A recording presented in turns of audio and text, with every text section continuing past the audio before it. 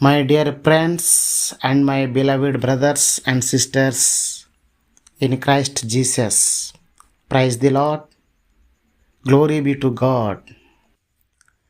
ప్రసంగి 3వ అధ్యాయం 11వ వచనం చదువుదాం. దేని కాలమునందు అది చక్కగా నుండునట్లు సమస్తమును ఆయన నియమించియున్నాడు. ఆయన శాశ్వత కాలజ్ఞానమును నరుల హృదయమందుంచి యున్నాడు గాని దేవుడు చేయు క్రియలను పరిశీలనగా తెలుసుకొనుటకు అది చాలదు. ఈ మాటల రచయిత ఎవరు? ప్రసంగి గ్రంథ రచయిత సొలొమోన్. ప్రసంగి 1వ అధ్యాయం 1వ వచనం ప్రకారం, దావీదు కుమారుడును యెరూషలేములో రాజునయ్యుండిన ప్రసంగి పలికిన మాటలు.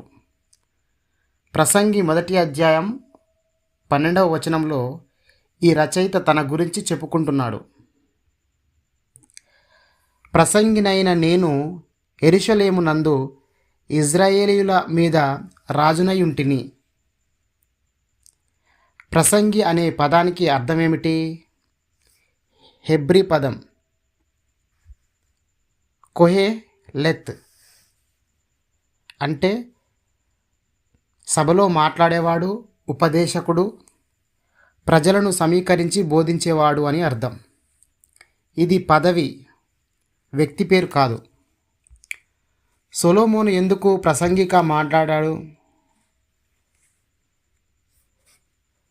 సొలొమోను తన రాజు హోదాను పక్కన పెట్టి తన జీవిత అనుభవాల ద్వారా నేర్చుకున్న సత్యాలను బోధకుడిగా ప్రజలకు తెలియజేయడానికి ప్రసంగి అనే గుర్తింపును ఉపయోగించాడు. అందుకే ఈ గ్రంథంలో సొలొమోనే ప్రసంగిగా మాట్లాడుతున్నాడు. సొలొమోను మనుషులతో ప్రసంగి 3వ అధ్యాయం 11వ వచనంలో ఇలా బోధిస్తున్నాడు.